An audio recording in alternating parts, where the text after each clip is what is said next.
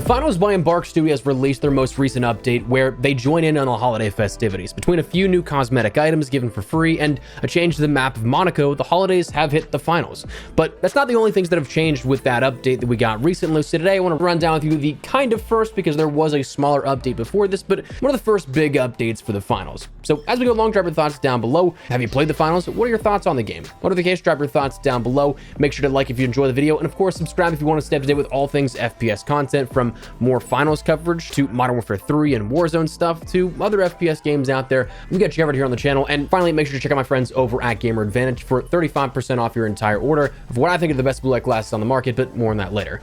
For now, let's take a look at the update and what all changed with the seasonal update here for the finals. So you boot up the finals for the first time since this update. You'll see that you have a new season's greeting pack awaiting for you in the store, available only until January 3rd. That's something that's for free. Again, you don't have to jump into that. There is an additional one that is available for purchase in the store if you want to get real festive with it, but those are only available until January 3rd, so make sure you jump in and take advantage of those. Those will be limited time items that probably won't be coming back, maybe this time next year, but probably not. So if you want some sort of exclusive stuff with this, make sure you jump on and check that out. Beyond that, we have on the menu side of things, you'll see snow and everything. There's some Christmas music, but beyond that, the only other stuff that was added for the sort of holiday update was a change to the map of Monaco, where there's a holiday version now in place where it played pretty well. Obviously, it's the same map, but thematically changed. Presents all around, snow on the ground and on the rooftops and everything like that, and other festive things that you'll check out. Now, I will say, I don't know if it was just whether my luck with the rotation was terrible or if it's not in the rotation a whole ton, but whenever the update came out the other day and I jumped on and I started playing in hopes of getting this new thematic version of Monaco, it took me like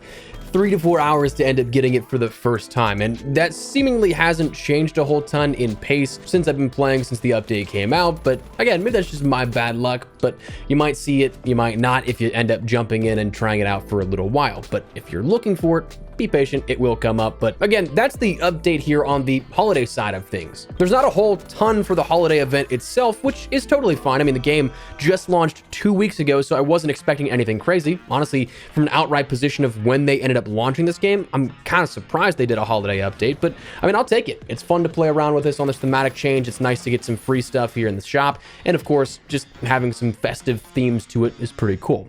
But besides that, we of course did get a bunch of things adjusted in regards to actual updates to the game.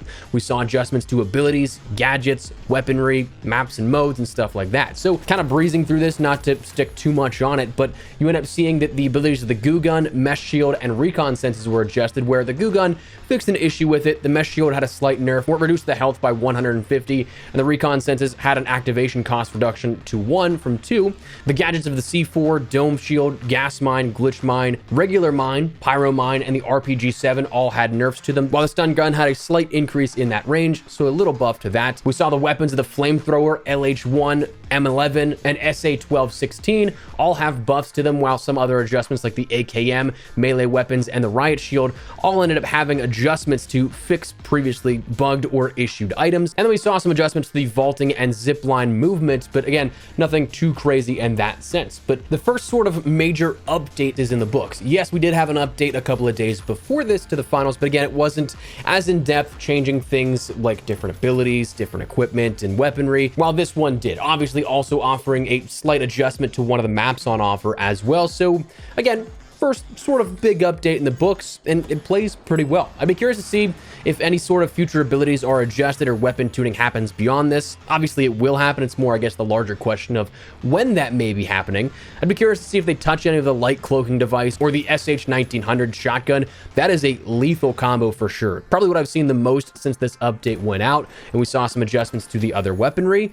So I'd be curious to see if anything's touched in that regard. Maybe it is, maybe it isn't. But beyond that, I think it's honestly just great to see this game get some important and constant updates already. Live updates like this are always important, especially right after the launch of a game. But I mean, the upkeep beyond that is something that is still unforeseen, but still very important. So we'll see how much updating still happens in the coming days to weeks to months.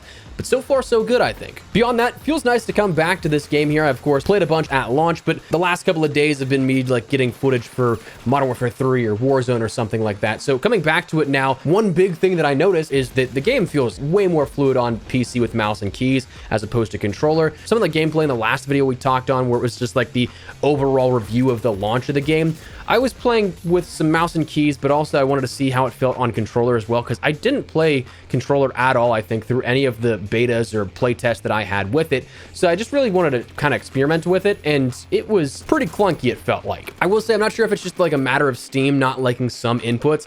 Like, I feel like I always have some sort of issue on my end with a PS5 controller whenever I'm playing things on Steam, but it definitely felt way more fluid in regards to feel and movement on mouse and keys, which is fine to me. It's just one of those things that I have to get used to playing on mouse and keys again. I always kind of think for inputs for controller and mouse and keys, for me at least, are almost interchangeable, but there's always going to be that little learning curve going back and forth between them. The thing that I always kind of think of is like how Black Ops Cold War had its year of support in Warzone. If you played both games, fundamentally they were different. Obviously, Cold War is a different engine. Warzone was something that it felt a bit more fluid in some senses, I guess. I don't know if that's the best way to describe it, but if you've played Warzone and Modern Warfare 2019, you knew obviously the Black Ops Cold War felt different. Going back and forth, if you played both MP and Warzone that year, you have to take some time to get used to that because they were two different feeling experiences. That's how it is with me switching out between mouse and keys and controller. I can do both, I'm fine with either. It's just going to be that sort of rusty feeling once you jump back to one or the other after playing on one input for so long. Also, one of the big things that I love for Embark and the game as a whole is that it's nice to see the player base is still enjoying it to the degree that it seems to be. The game isn't at that peak still of like 250,000 players on Steam alone at any given point in time, but it's still holding strong with over 130,000 players almost again at any given time. Some peaks, some a little lower, but just on Steam alone, you have to bear in mind that's a huge number of players for a game that we've talked about that hasn't really had like a 7 to 8 to 9 figure marketing budget to push this game.